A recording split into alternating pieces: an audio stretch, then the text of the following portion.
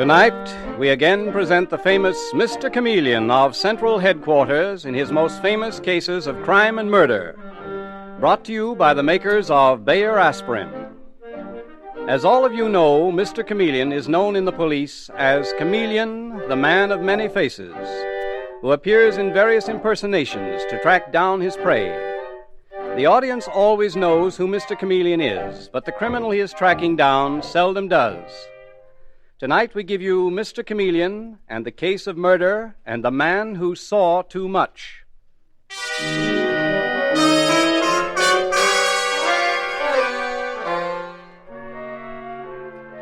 Our story opens at twilight, in that lively section of New York City where Broadway crosses Columbus Circle. Already electric signs are flashing in the dark, and the sidewalks are swarming with hurrying forms. And lost in that crowd is the figure of a man, stalking another man like a panther stalking its prey, until suddenly the air is shattered by a cry of pain and terror. I've been stabbed! I've been stabbed! Oh, no. Oh, how ghastly. Wilfred, did you see that? Yes, I saw it. And I saw the man who stabbed him. Oh. Catch him! Catch him, somebody! The man in the gray suit! Don't let him get away! What's happened? It's murder! A man's been stabbed to death! Somebody said a man in a gray suit did it.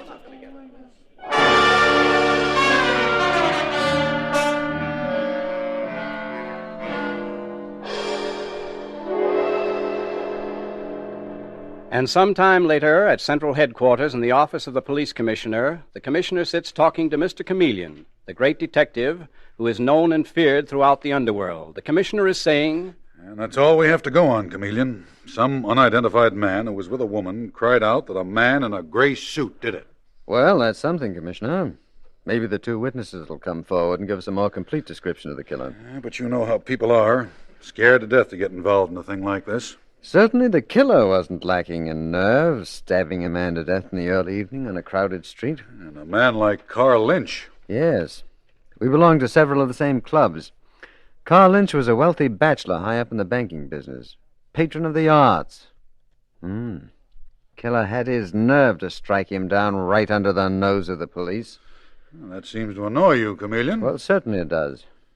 See, it's 3 hours since Lynch was murdered. The witnesses really should turn up very soon. For their sake, they should come to the police. The longer they stay away, the more dangerous it is for everyone.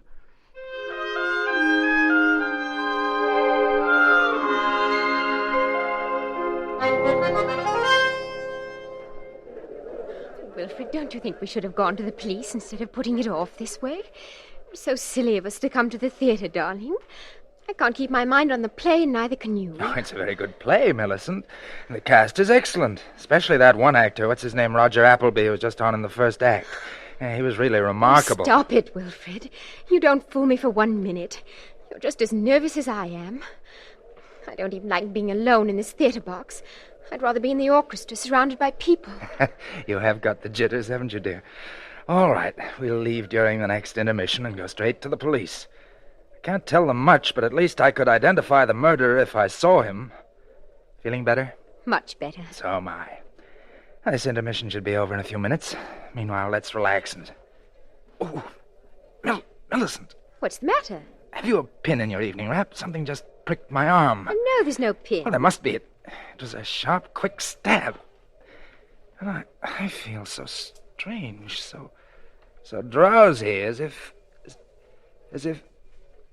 Oh. Wilfred! Wilfred! Help!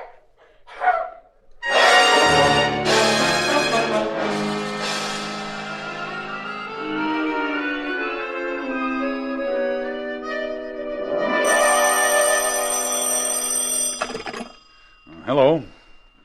Yes, this is the police commissioner. What? Where? The Garrick Theater? What is it, Commissioner? Who is he, do you know? I see. Okay, send Detective Sergeant Dave Arnold over there. Okay, I'll call you back. Well, this is quite a large evening, Chameleon. A second murder in a box at the Garrick Theater. Any tie-in with the murder of Karl Lynch up at Columbus Circle? Not at first glance. Lady Millicent Hay, you know, the famous English beauty? Oh, yes, of course. Well, she went to the theater with her fiancé, a chap named Wilfred Crane. It seems he was attached to the American Embassy in London. Well, anyway, he died in the theater box. Just like the... Chameleon, are you listening? Yes, I'm listening. Commissioner, a play called Salt of the Earth is playing at the Garrick Theater. What about it? I just remembered Carl Lynch had money in that play. Well, you'd better get over there, Chameleon. I'll leave orders that nothing is to be touched. No one is to leave the theater until you arrive.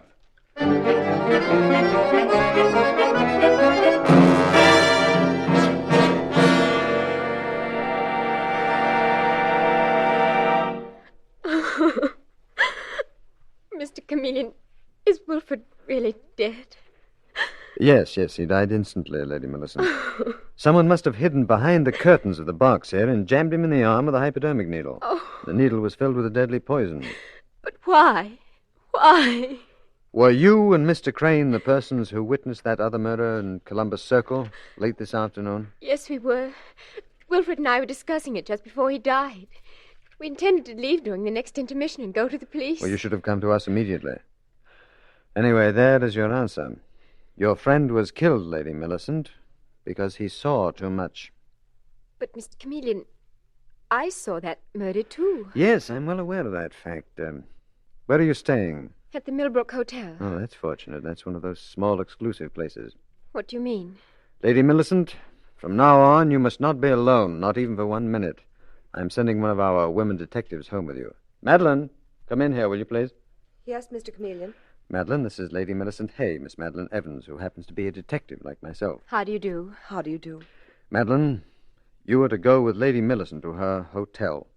You're to stay in the same room with her night and day. Is that really necessary, Mr. Chameleon? Yes, it is, Lady Millicent. If you want to remain alive.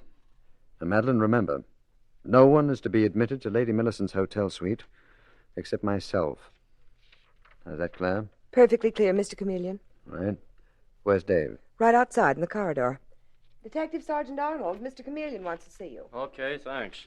Say, Mr. Chameleon, the manager of that show, Ted Martin, is awful anxious to talk to you. Oh? And the actors are getting very indignant about being kept waiting backstage. Well, I'll get around to them as soon as possible.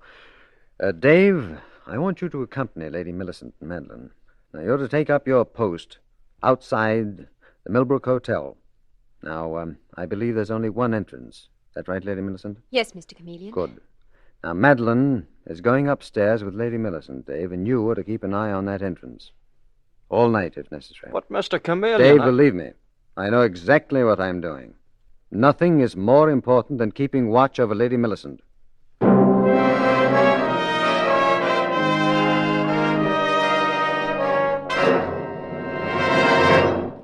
You look tired, Chameleon.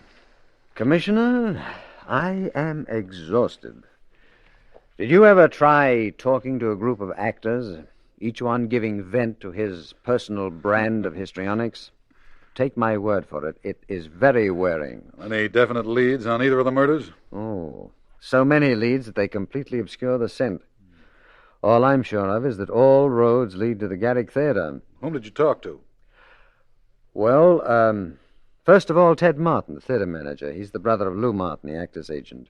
And right from the start, he hit the nail on the head when he said to me, Mr. Chameleon, you've got a tough job ahead of you. If you get anything out of these actors, I'll eat my hat. I've managed a lot of shows, but I've never known such an outfit for jealousies and feuds and just plain trouble. Well, isn't that usual in your line of business, Mr. Martin? No, it's not. That's a legend built up by the public. Most actors aren't difficult. Well, not too difficult, anyway.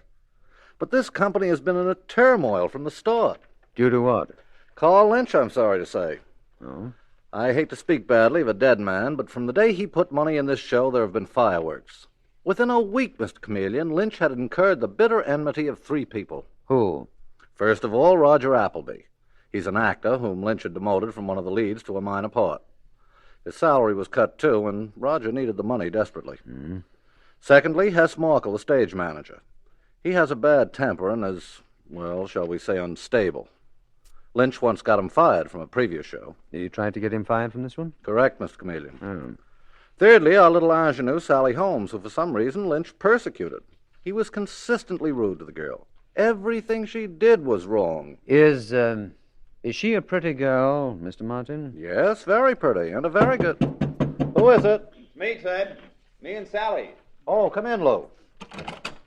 Mr. Chameleon, this is my brother, Lou Martin, the agent. Lou, this is the famous detective, Mr. Chameleon. No kidding. The guy that disguises himself so that nobody knows him. How do you do it, chum? How does an actor act? Oh, say, that's a thought. Same principle, hmm? Say, how would you like me to book you into television? Suppose we wait until I solve Karl Lynch's murder and the murder of Wilfred Crane. Sure, that'll up your price. Which reminds me, Mr. Chameleon, I want you to meet Sally Holmes. How do you do, Mr. Chameleon? Well, how do you do? And you are very pretty, Miss Holmes. But you cannot leave the theater.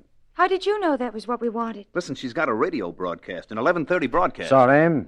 No one leaves this theater until I finish questioning all of you. Remember, there's been a murder committed. Yes, he's right, Lou. We shouldn't have asked. So we shouldn't have asked, but there's no harm in asking. Okay, chum. And don't you forget, Lou Martin says you've got a future in television. You know, Mr. Chameleon, you might just as well have let Sally Holmes go. I'll bet you dollars to donuts you'll get nowhere with your questioning. You're mistaken, Mr. Martin. Someone in this theater murdered Wilfred Crane, and I am going to find that murderer. Well, let's wait and see. You know, theater people are very loyal to one another. You have to be an insider to really know what goes on here. And he was right, Commissioner. They all protected one another. I was the outsider, the common enemy. But that is going to be changed. How do you mean, Chameleon? Well, I'll take that, Commissioner. Hello. Mr. Chameleon? Hello, Dave. How goes it? I was just wondering, do you want me to stay on guard here at the Millbrook Hotel? I don't suppose you do. Where shall I go next? The devil are you talking about? Of course I want you to stay. But what for? When I saw you leave with the Lady Millicent Hay... Dave, wait a minute. Is this some sort of joke? Why, no. You walked out of the Millbrook Hotel about 15 minutes ago with Lady Millicent Hay. You got into a car? That's enough. Go upstairs immediately to Lady Millicent's room and see what's happened to Madeline. Then report here immediately. I haven't been near the Millbrook Hotel. Commissioner, someone kidnapped Lady Millicent. They impersonated me. What? Now, only an actor could have done that. Can you imagine that? An actor disguising himself as me instead of my disguising myself as an actor. Because that is what I fully intended to do. And that's what I am going to do and break this case wide open.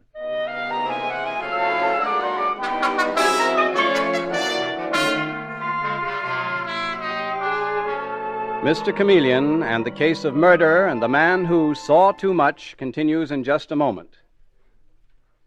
When you're suffering from an ordinary headache, neuritic, or neuralgic pain, there's nothing more important than fast relief, really fast relief. Millions who use Bayer aspirin to get such relief know that Bayer aspirin is ready to go to work almost the instant it's taken. Within 2 seconds, it starts disintegrating in your stomach, and as a result, relief comes with amazing speed. You can actually see how quickly Bayer aspirin acts by dropping one of these tablets in a glass of water. Before it touches the bottom of the glass, it starts to dissolve or disintegrate. Because Bayer aspirin does the same thing when you take it, you get the fast pain relief you want. In addition, Bayer aspirin gives you reliable relief. Its record of use by millions of normal people without ill effect is a record unmatched by any other pain reliever. Remember this next time you want quick, dependable pain relief. Be sure to ask for Bayer aspirin by its full name, never by the name aspirin alone. Get the 100-tablet bottle and you get Bayer aspirin tablets for less than a penny apiece.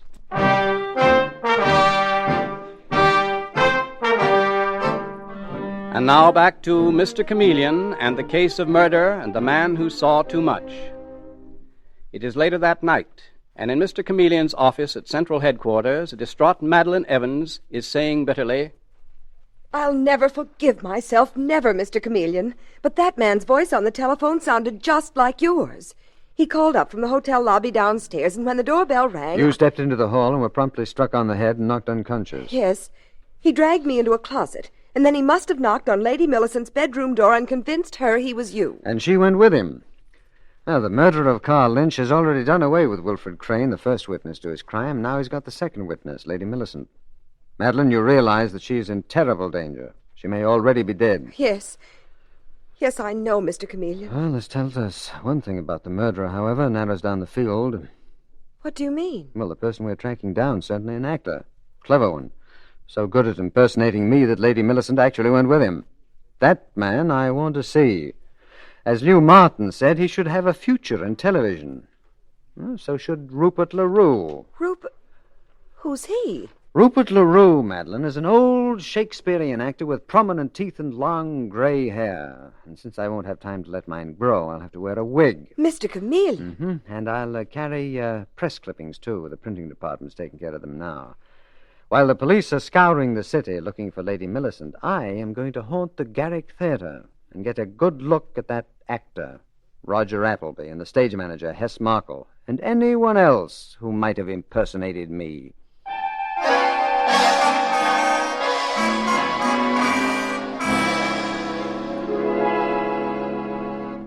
But Mr. Appleby, forgive an old-timer like me for being a bit skeptical, but I've had years and years of stage experience. Did I show you my notices from... Yes, you did, LaRue, many times. Sorry.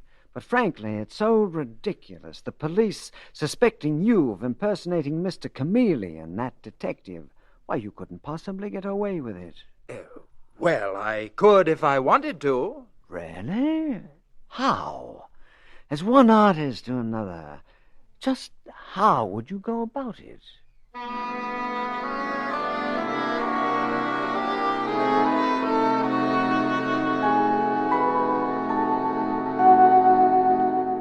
As I was saying, Mr. Markle, when I toured in Othello, Or am I boring you? Oh, that's okay, LaRue. I'm just kind of all in.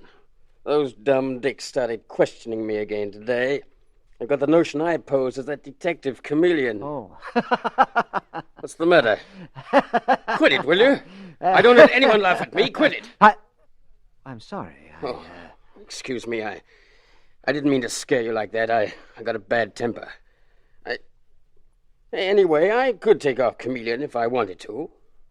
If Roger Appleby could, I could. But Appleby is a first-rate performer. I'm glad you think so. But let me show you something. Let me show you just how I'd go about it if I were going to take on the part of Chameleon.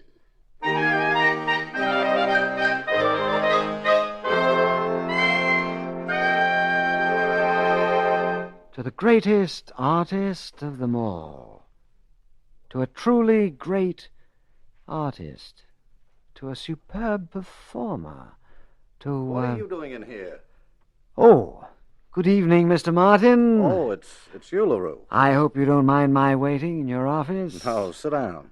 You seem to have become a fixture around this place. Thanks to your kindness, Mr. Martin. You are a prince among theatrical managers. I'm also known along Broadway as a soft touch. Let's see now. You wanted a job, didn't you? Anything, Mr. Martin. Anything at all. Maybe my brother, Lou, the agent, could get you into radio. No, sir. Not that. Never that. Never that. I promised myself that I would never stoop to radio, but anything else, even if it's a bit shady. Such as what? I'm not saying that you would do anything shady, Mr. Martin. Some theatrical managers are known for slightly crooked deals. But let him, without guilt, cast the first stone. Mr. LaRue, may I see those press clippings of yours again? You may indeed, sir, certainly. Here they are. Thank you. Yellowed with age, I'm afraid, but mine own. They seem to be on the level. On the level? My dear Mr. Martin. Mr. LaRue, suppose you come back tomorrow. It's quite possible I might be able to get you a job as well as a doorman or something similar. Will you do that? With pleasure. Shall I come here to your office? Why, yes, if you'd like to. I'd like to very much. I never get tired of looking at those fascinating photographs on the wall.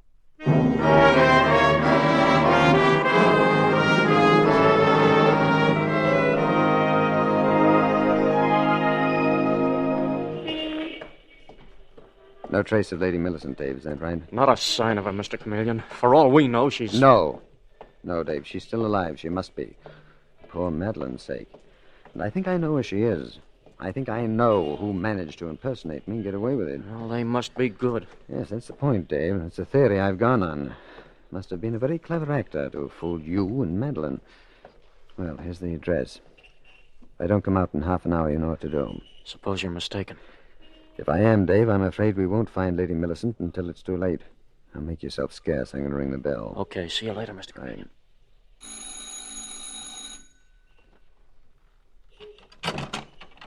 Yes? Good evening. Is Mr. Ted Martin home? Why, This is his apartment, isn't it? I know it has an outside entrance. Yes, this is his apartment. Is he expecting you? He should be. You're Sally Holmes, aren't you? I saw you in the show at the Garrick Theatre. Oh, did you? What did you think of it? The show, I mean. A pleasant trifle. Where's Mr. Martin? Right in here in the living room. But what did you think of my performance? Who is it, sweetheart? What the... Say, what are you doing here, LaRue? Mr. Martin, didn't you expect me? I thought you said tonight. Oh, of course, you didn't expect the young lady to be here. What? Now, wait a minute. Would you like me to come back later? Who is this character, Ted? And what business did you have with him that you didn't want me to know about? Who are you? Rupert LaRue.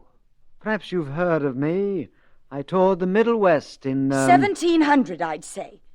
And you still haven't told me what business you've got with Ted. He hasn't any, Sally. He's been hanging around the Garrick Theatre. And I told him if there were any odd jobs that I could do for him, I'd be only too happy to, even if they were a bit shady.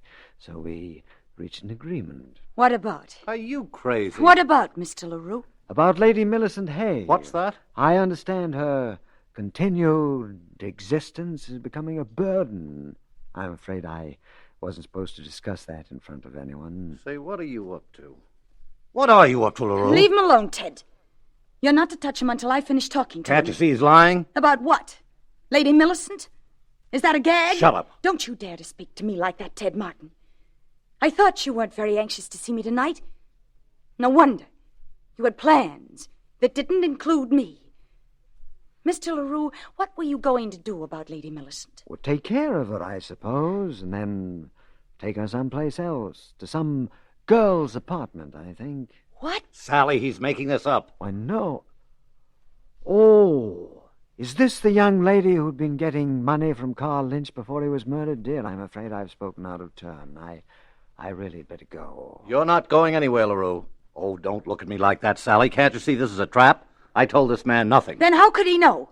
How could a broken-down old ham like this LaRue... Miss Holmes, the trouble with the theater today... Oh, shut up. How could he get this information unless you'd given it to him, Ted? I have no idea, Sally.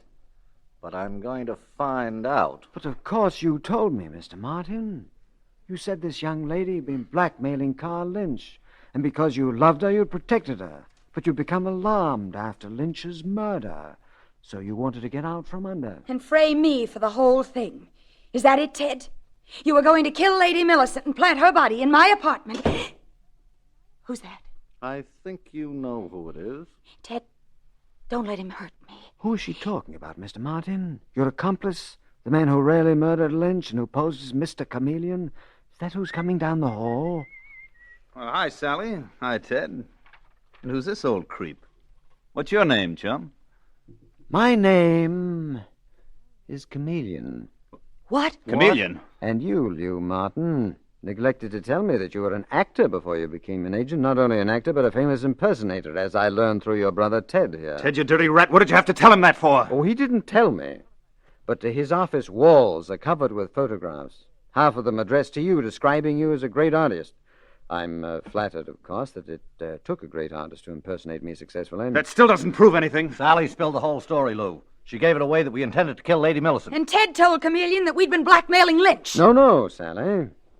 Carl Lynch's canceled checks made out to you told me that. And that cover-up, that elaborate pretense of persecuting you.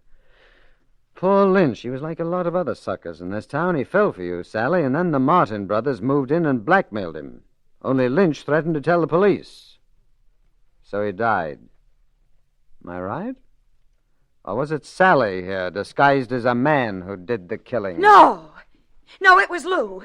He stabbed Lynch, and then later he killed the witness, that man Crane. Sally, look out! All right, put them up. I'll use this gun if I have to. Don't move, Lou. Ted. Sally, you hurt? No, the knife missed me. I missed you by an inch. You shouldn't have thrown that knife, Lou. You use knives better at close range. But At least you've given me the murder weapon. I wondered where that was. And now, you show me where you've hidden Lady Millicent Hay.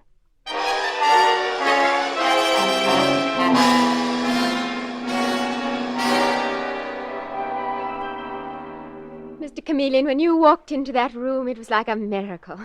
I thought no one would ever find me. Well, no one thought of looking in the exclusive apartment of a successful theater manager and a successful blackmailer, I might add, Lady Millicent. It seems that Ted Martin and his brother Lou had been blackmailing for years, using Sally as bait.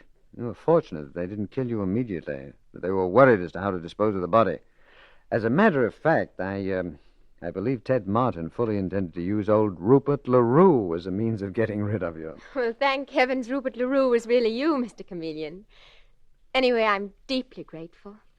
And you too, Miss Evans. Oh, please don't say that, Lady Millicent. It was due to my inexcusable carelessness and stupidity that they were able to kidnap you. Well, now, she's being dramatic. She's caught the acting fever. That's a fine thing to say, Mr. Chameleon. I thought I'd get a rise out of you, Madeline. But that's better than letting you feel guilty, because you shouldn't. You know, the best of investigators have been trapped occasionally. And never forget, Madeline, that in our profession, eternal vigilance is the price of success. And of not being conked on the head.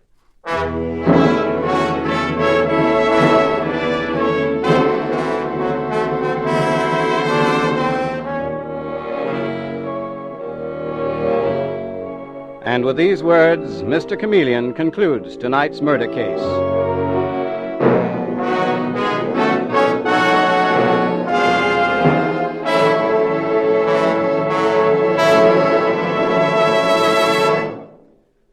The way that millions get amazingly fast relief from common headache, neuritic, or neuralgic pain is to take quick-acting Bayer aspirin. Bayer aspirin is one thing that really works and works quickly, and you can see the reason why with your own eyes. Just drop a Bayer aspirin tablet in a glass of water and clock its disintegrating speed. Within 2 seconds, it will start to disintegrate, and because it does the same in your stomach, because it's ready to go to work almost instantly, relief comes with astonishing speed. In addition, you can take Bayer aspirin with complete confidence, for of all pain relievers, none can match its record of use by millions of normal people without ill effect. So when you buy, be sure to ask for genuine Bayer aspirin. Get the 100-tablet bottle, and you get Bayer aspirin tablets for less than a penny apiece. Listen next Wednesday night at this same time for Mr. Chameleon, the Man of Many Faces, in The Case of the Game of Death. The part of Mr. Chameleon is played by Karl Swenson, with dialogue by Marie Baumer from the original story by Frank and Anne Hummert. Music directed by Victor Arden. Your announcer is Howard Claney.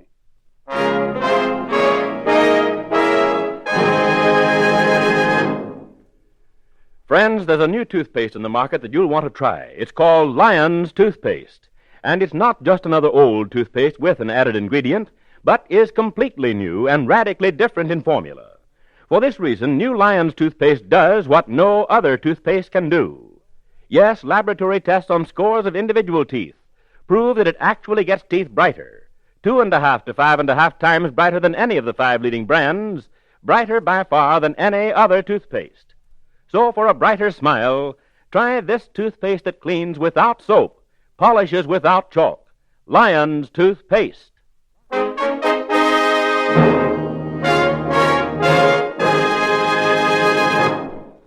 Listen for Mr. Chameleon, the new mystery drama in The Case of the Game of Death, next Wednesday night at this time. This is CBS, the Columbia Broadcasting System.